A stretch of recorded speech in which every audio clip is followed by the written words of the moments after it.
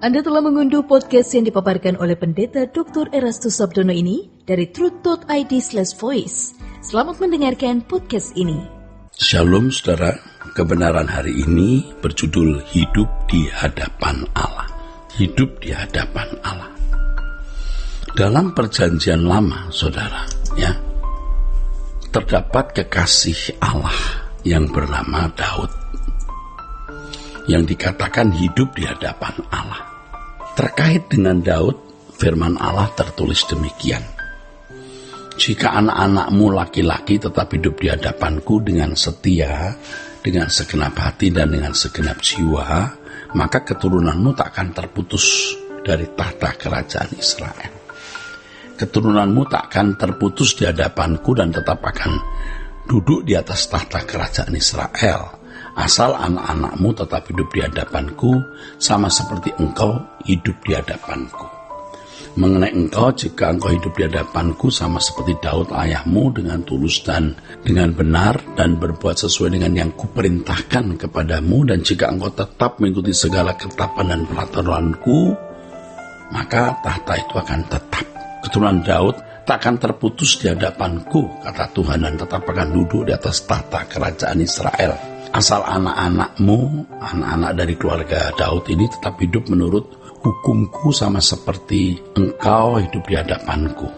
Mengenai engkau, jika engkau hidup di hadapanku sama seperti Daud ayahmu dan berbuat sesuai dengan segala sesuatu yang kuperintahkan kepadamu, dan jika engkau tetap mengikuti segala ketetapan dan peraturanku, tahta Israel akan tetap. Sebenarnya ayat-ayat ini saya kutip dari beberapa ayat, saudaraku. 1 Raja-Raja pasal 24, pasal 8 ayat 25, pasal 9 ayat 4, 2 Tawarikh 6 ayat 16, 2 Tawarikh 7 ayat 17. Saya hanya ingin menunjukkan bahwa Daud itu sosok orang yang hidup di hadapan Allah. Daud dinilai oleh Allah sebagai orang yang hidup di hadapannya. Dari apa yang kita baca tadi, menunjukkan bahwa orang-orang yang hidup di hadapan Allah adalah orang-orang yang mengasihi dan menghormati Allah secara patut. Ya, walau dari goresan sejarah hidup Daud, ia pernah melakukan kesalahan, tetapi secara umum Daud adalah seorang yang sungguh-sungguh mengasihi dan menghormati Allah, saudara.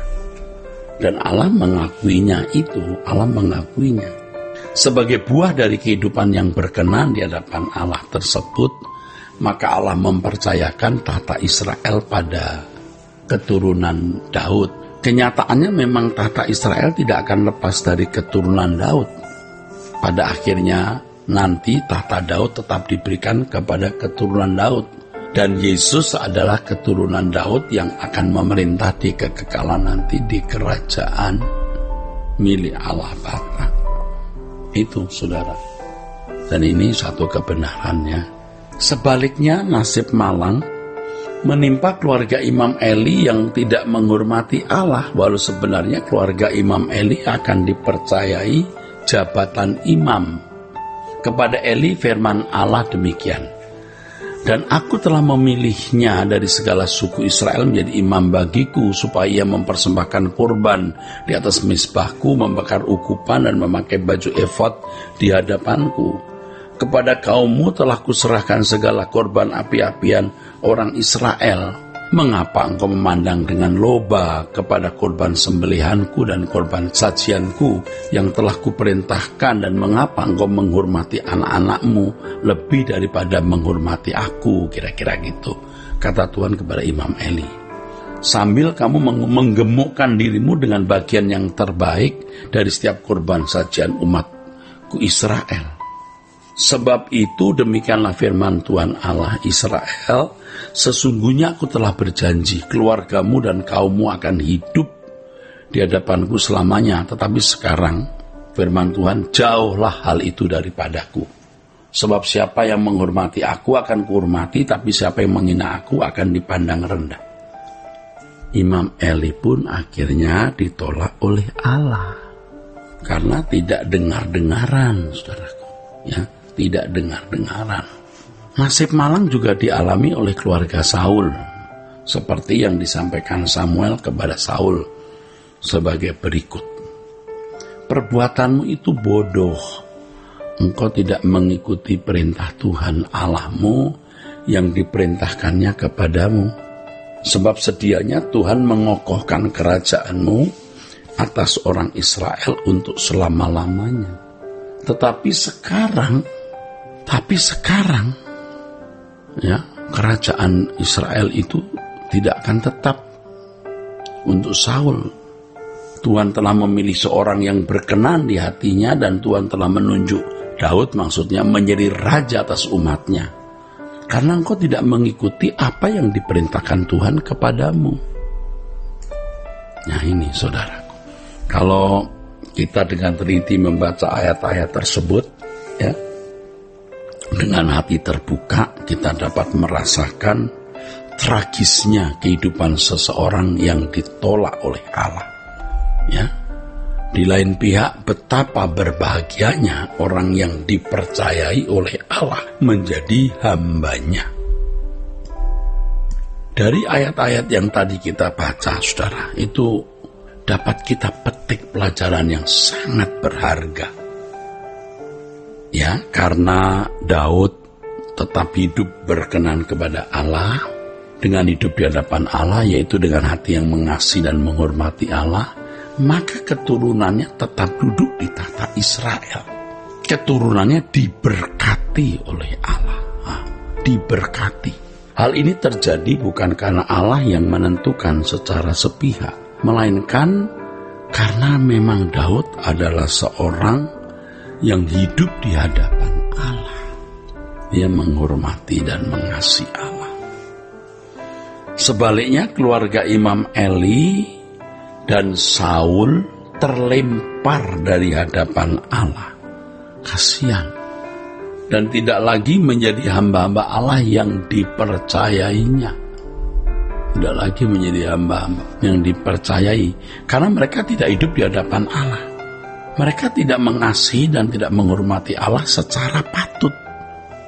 Oleh sebab itu, kita harus meneladani kehidupan Daud yang hidup di hadapan Allah. Artinya hidup dalam sikap menghormati dan mengasihi Allah secara benar. Saudaraku, ini rahasia hidup. Tidak ada orang yang lebih beruntung dari orang yang mengasihi dan menghormati Allah. Ya, jangan sampai kita mengalami yang dialami oleh Eli, Imam Eli, dan Raja Saul. Ya, jangan sampai. Ya, satu hal yang penting, saudaraku, adalah hidup di hadapan Allah atau hidup di hadirat Allah, agar kita memiliki hati yang rela berkorban untuk pekerjaan Allah tanpa batas, ya, dan kita bisa memiliki kehidupan yang berkenan kepadanya.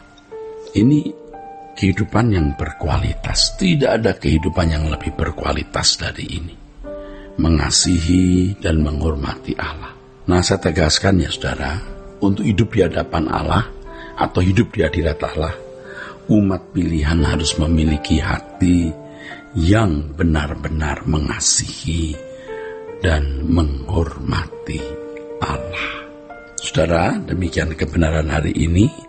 Kiranya memberkati kita sekalian. Sola Gracia.